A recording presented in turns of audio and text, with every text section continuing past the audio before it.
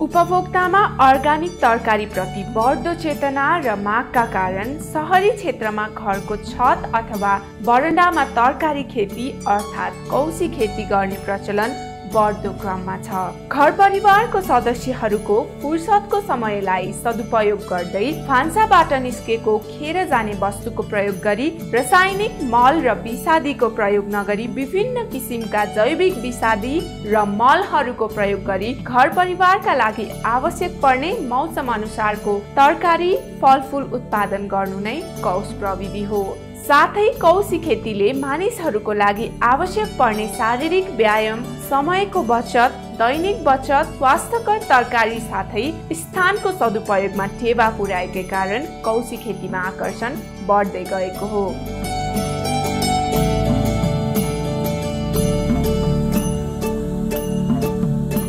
कुल जनसङ्ख्याको 65% जनता कृषिमै निर्भर भए तापनि हामीले दैनिक प्रयोग गर्ने तरकारीहरू अझै पनि धेरै मात्रामा भारत लगायत अन्य देशबाट आयात भइरहेको छ। त्यसैले आफू र आफ्नो परिवारलाई पुग्ने गरी तरकारीहरू आफैले कौशीमा उत्पादन गर्न सक्ने हो भने बिस्तारै हर घर हर परिवार तरकारी एवं सामान्य फलफुल उत्पादनमा आत्मनिर्भर बन्न सक्छौं भन्ने उदाहरण पछिल्लो समय धेरै गृहिणीहरूले प्रस्तुत गरिरहेका छन्।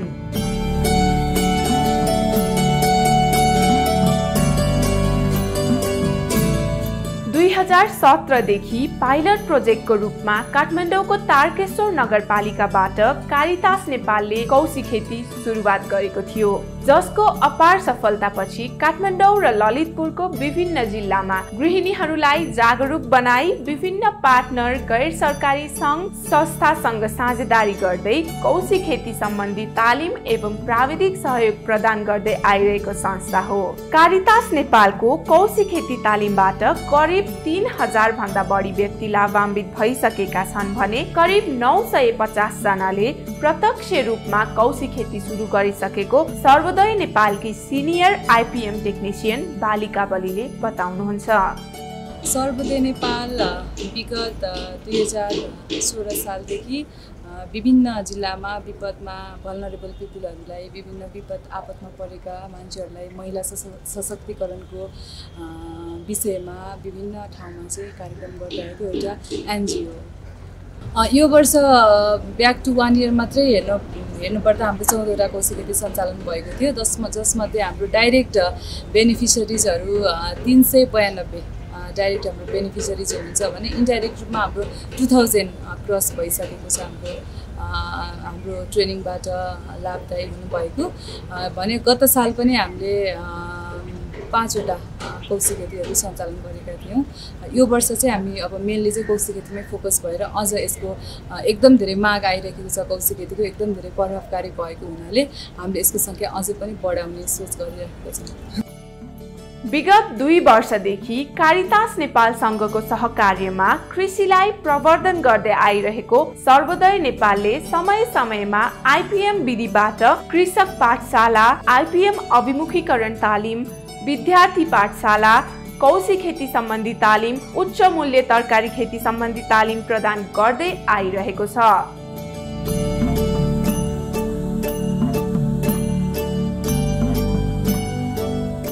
विद्यार्थीहरूलाई विषादी व्यवस्थापन र अर्गानिक उत्पादन सम्बन्धी तालिम दिए हर घर हर परिवार अर्गानिक खानपानमा सचेत हुन्छन् भन्ने उद्देश्यले यस सम्बन्धी कार्यक्रम सञ्चालन गर्दै आइरहेको सर्वोदय नेपालका कार्यकारी निर्देशक धनबहादुर अय्यर बताउनुहुन्छ।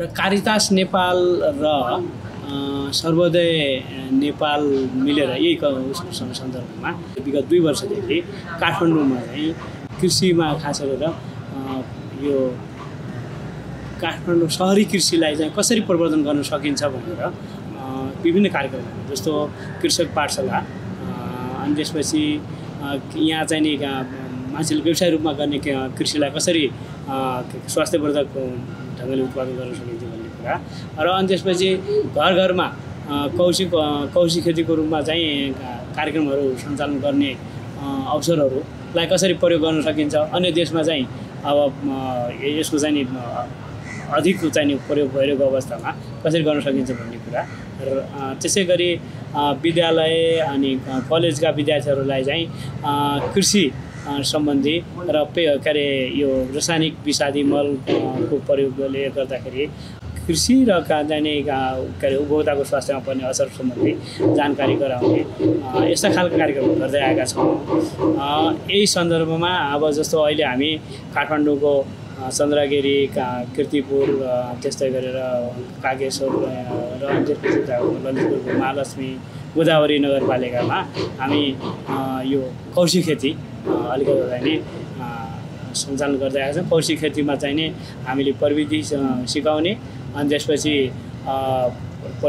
प्रविधिको साथै अब मान्छेहरूलाई चाहिँ इङ्गेज गर्नको लागि सानो सानो चाहिने सहयोगहरू जस्तो बिउदेखि लिएर त्यसको लागि चाहिने प्लास्टिकको अथवा चाहिने त्यो पनि सहयोग गरेका छौँ। स्वच्छ, शुद्ध र सफा तरकारी आफ्नै छतमा उपलब्ध हुनको साथै तरकारीको बाह्य आयात न्यून गर्न सकिने तथ्यलाई मध्यनजर गर्दै अहिले उपत्यकाका अधिकांश घरहरूमा कौशी खेती भइरहेको छ। यसको श्रेय कारितास नेपाल र सर्वोदय नेपाललाई दिँदा सायदै फरक नपर्ला।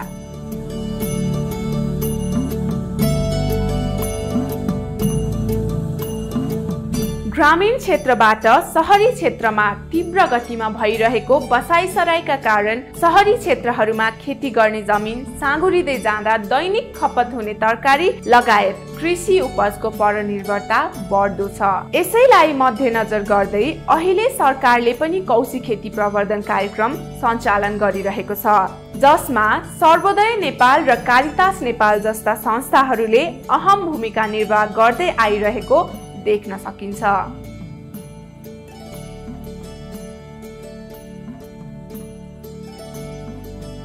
2047 सालमा गैर नाफामूलक संस्थाको रूपमा ललितपुर जिल्लामा दर्ता भई काम गरिरहेको कारितास नेपालले कृषिका अलावा शैक्षिक क्षेत्रमा पनि काम गर्दै आइरहेको छ। एग्रो टुरिज्म, आइपिएम, कौशी खेती लगायत दर्जनौं क्षेत्रमा काम गरिरहेको कारितास नेपालको कार्यक्षेत्रको बारेमा यसो भन्नुहुन्छ कार्यक्रम व्यवस्थापक तेज बहादुर बस्नेत।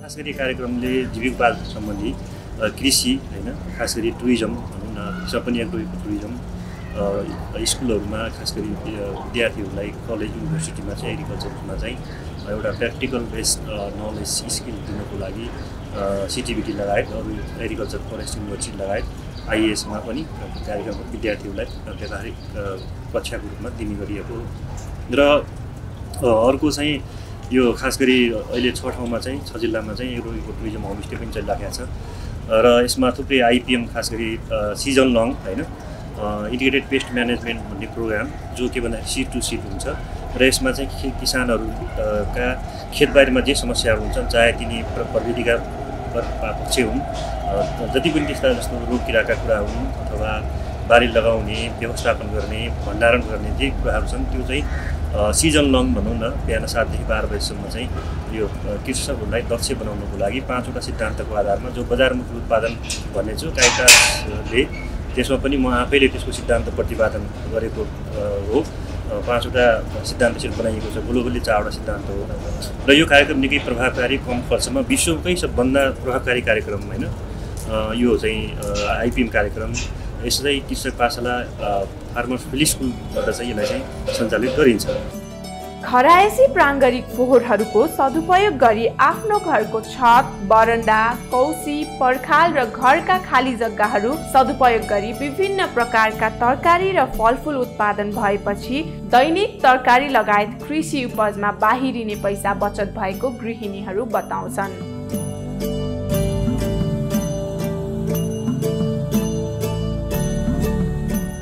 अहिले काठमाडौँ उपत्यकाका अधिकांश घरमा कौशी खेती विस्तार भएको छ। उपत्यकाका घरहरूको कौशी खेती निहाल्दा यस्तो लाग्छ साँच्चीकै काम गर्ने आँट र जाँगर भए विकल्प जहाँ पनि छ। मौसमी फर्सी, काँक्रो, तनेबोडी, सिमी, साग, आलु, फूल, धनिया, खुर्सानी एवं फलफुल फलिरहेको देख्दा जो कोहीलाई खेती गर्ने रहर जाग्छ।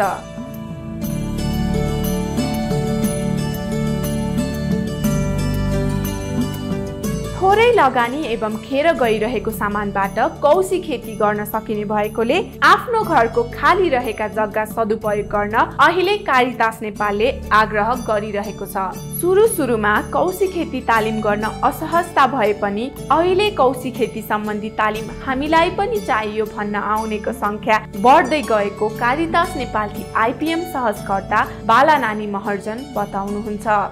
उहाँले त एकदम हामीलाई राम्रो मान्नुहुन्छ, राम्रो ठान्नुहुन्छ, किनभने अब हामीले अब उनीहरूले त अब थाहा हुँदैन यो बालीमा लाग्ने रोग किराहरू बारेमा।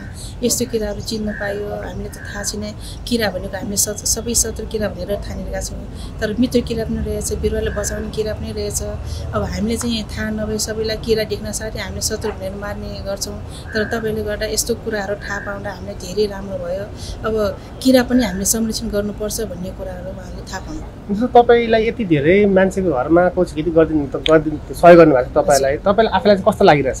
अब हामीलाई त धेरै खुसी लागिरहेछ, किनभने आफूसँग भएको सिप सबै ठाउँमा हामीले यो सिकाउनु पाउँदा होइन।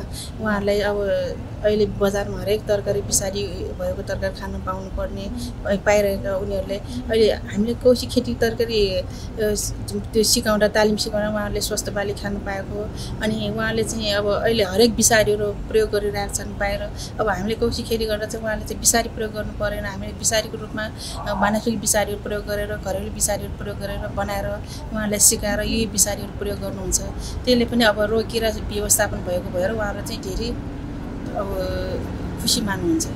कौशी खेती आफैमा पनि समयको सही सदुपयोग तथा वातावरण प्रदूषण र आर्थिक भार कमी गर्ने तरिका भएकोले समयको सदुपयोग गर्न कारितास नेपालले सम्पूर्णमा आग्रह गर्दै आएको छ।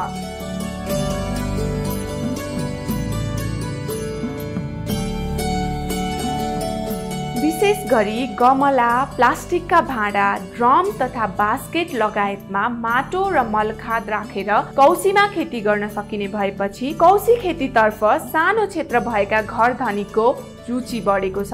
भान्साबाट उत्पन्न फोहोर व्यवस्थापन पनि हुने र सानो परिवारका लागि बेला बेला आफैले उत्पादन गरेको तरकारी पनि खान पाइने भएपछि सहरवासी कौशी खेतीतर्फ आकर्षित भएको कारितास नेपालको बुझाइ छ।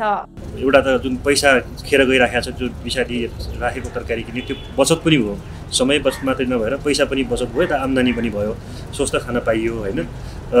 र अहिले जस्तो यो मनमैजु अथवा अरू ठाउँमा चाहिँ उहाँहरूले चाहिँ भाडामा बस्ने र छिमेकीहरूलाई बेचिरहेको अवस्था छ, छिमेकीहरूलाई अरूलाई बेचिरहेको अवस्था छ होइन। र अहिले चाहिँ काठमाडौँमा खास गरी यो बजार एरियामा चाहिँ यो बिसादी भनौँ न अब राखेको तरकारी चाहिँ खाने मात्रा एकदम भनौँ न अब यतिसम्मको छ कि मान्छेले कतिलाई जागरण छैन, केही छैन होइन। आज बिसादी राखेको छ, भोलि खाएको छ अथवा आजै खाएको छ। त्यसैले एउटा यी उसले पोषण र स्वास्थ्य, खास गरी बेसिकली चाहिँ पोषण र स्वास्थ्य, हामी बहुपक्षीय पोषण पनि भन्छौँ। र पोषण र स्वास्थ्यमा सुधारको लागि मैले भने गर्भवती महिलाहरू, सुत्केरी महिलाहरू र बालबच्चाहरूमा खास गरी यसले चाहिँ तुरुन्तै असर गर्ने भावनाले यसरी चाहिँ कौशी खेती सुरुवात गरिएको हो। बढ्दो शहरीकरणमा अहिले कौशी खेती जुन ढङ्गले सञ्चालन भइरहेको छ यसले पक्कै पनि कृषि उपज आयातमा केही प्रतिशत राहत प्रदान गर्ने देखिन्छ। कारितास नेपालले 2017बाट उपत्यकाका अधिकांश पालिकाहरूमा तालिम प्रदान गर्दै आइरहेको छ। कारितास नेपालको कौशी खेती तालिमबाट कौशी खेतीमा लागेर सफलता पाइरहेका गृहिणी कौशी खेतीबारे यसो भन्छन्। यो कौशी खेती गरेर चाहिँ मैले जस एउटा हामीले चाहिँ काम गर्यो भने मन अब कामतिरै जान्छ नि होइन, मन त एकरो भएन नि। त्यही कारणले पनि मैले चाहिँ कौशी खेती चाहिँ एकदमै फोकस दिएको हो। यसमा चाहिँ श्रीमानले छोरीले चाहिँ एकदमै मलाई सपोर्ट दिएको थियो। म्याडमले सिकाएअनुसार गर्दाखेरि मैले आज 2 महिना जति भयो मैले बजारबाट तरकारी किनेर खाएको छैन। के लाग्यो भने अब म्यामले आइपिएमका सिद्धान्तहरू भन्नुभयो होइन, 5वटा सिद्धान्तहरू हुन्छन्।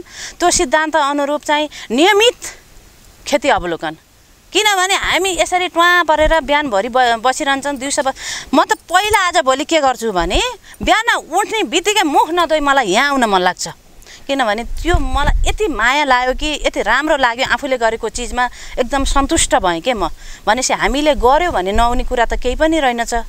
उत्पादन गरेर खाँदाखेरि चाहिँ मिठो नि हुने रहेछ। बजारमा विषादीयुक्त तरकारी चाहिँ अलि खाँदाखेरि कस्तो कस्तो हुने, अब हामीले उत्पादन गरेको चाहिँ आफ्नै मेहनतले उत्पादन भएको चाहिँ मिठो हुने रहेछ। अर्ग्यानिक चाहिँ मिठो नै हुने रहेछ। अब म पहिला चाहिँ माटो नै बनाउन आउँदैन थियो, हामीले सिधै माटो ल्याएर अलिअलि मल मिसाएर ल्याएर रोप्न खोज्थ्यौँ, त्यसले गर्दाखेरि माटो जम्ने अनि उत्पादन नहुने हुन्थ्यो भने अहिले चाहिँ धेरै थरी मिसाएर माटोमा मिक्स गरेर माटो बनाउनु पर्ने रहेछ भन्ने थाहा भयो। त्यही अनुसार चाहिँ फल्न पनि राम्रो फल्दो रहेछ। माटोहरू नजम्ने भएपछि चाहिँ जराहरू प्रशस्त मात्रामा जान पाएपछि चाहिँ उत्पादन पनि राम्रो दिँदो रहेछ। कोरोनाले घरमै थन्किएर बसेका महिलाहरूलाई लक्षित गरी सञ्चालनमा ल्याएको कौशी खेती कार्यक्रमले धेरै व्यक्तिलाई जागरुक बनाउन कारितास नेपाल सफल भएको छ।